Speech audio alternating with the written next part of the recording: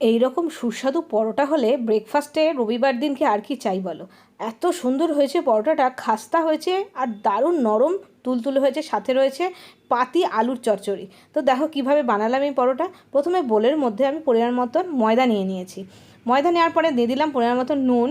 নুন দেওয়ার পরে দিয়ে দিচ্ছি আমি গুড়।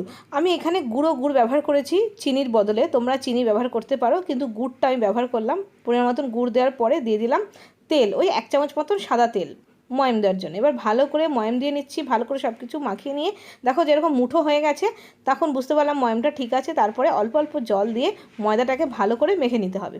অল্প অল্প জল দিয়ে মাখবে। বেশ সুন্দর করে ময়দাটাকে ডো বানিয়ে নিয়েছি দেখো, মেখে নিয়ে এবার রেস্টে রেখে দেবো 10 মিনিট মতন।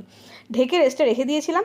এবার 10 মিনিট পরে ময়দাটা তোমাদের খুলে দেখাচ্ছি, দেখো কত সফট হয়ে গেছে। এবার ওপর থেকে একটু গুঁড়ো ময়দা দিয়ে আমি মানে গুটিকে বানিয়ে নিচ্ছি। তো 4টে গুটি হয়েছে, 4টে লেচি কেটে, গুটি বা লেচি যা বলো আর কি, লেচি করে এবার আমি বেলে নিচ্ছি। তো ভালো করে প্রথমে গোল করে, বড় করে, পাতলা করে বেলে নিলাম। বড় করে একটু পাতলা করে বেলবে। পাতলা করে বেলে নেওয়ার পরে দিয়ে দিলাম তেল, ব্রাশ করে দিলাম। এখানে কিন্তু তোমরা মাখনও বা ঘি ব্রাশ করতে পারো। তারপরে দিয়ে দিলাম গুঁড়ো দুধ, যেটা আমরা প্রত্যেকেই খেতে ভীষণ ভালোবাসি। তো গুঁড়ো দুধ দেওয়ার পরে হাত দিয়ে একটু ছড়িয়ে দিয়ে তারপরে এরকম স্কোয়ার শেপ করে পরোটাগুলোকে বানিয়ে নিচ্ছি। আমি স্কোয়ার শেপ করেছি বলে তোমাদেরও স্কোয়ার করতে হবে এমন কোনো ব্যাপার নেই, তোমরা গোল শেপও করতে পারো বা পরোটার মতন ট্রায়াঙ্গেলও করতে পারো। তো স্কোয়ার শেপ করে এভাবে পরোটাগুলোকে ভালো করে টেনে টেনে সুন্দর করে পাতলা করে বেলে নিতে হবে। বেশ ভালো করে পাতলা করে বেলে নিয়েছি দেখো, বেশ সময় নিয়ে বেলতে হয়েছে আমাকে। বেশ সুন্দর পাতলা করে বেলে নিয়েছি। এবার আমি তাওয়াতে দিয়ে দিয়েছি।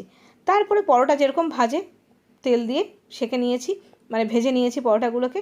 ঠিক এরকমভাবে গুঁড়ো দুধ আর গুড় দিয়ে পরোটা বানিয়ে দেখো, খেতে বেশ ভালো লাগে। মুচমুচে হয় আর খুব নরম তুলতুলে হয়, খুব ভালো লাগে এই দুধের পরোটা খেতে। তার সাথে নিয়ে নাও এরকম একদম পাতি আলুর চচ্চড়ি, তাহলে তো আর কোনো কথাই নেই। রবিবারের ব্রেকফাস্টটা কিন্তু জাস্ট জমে যায়।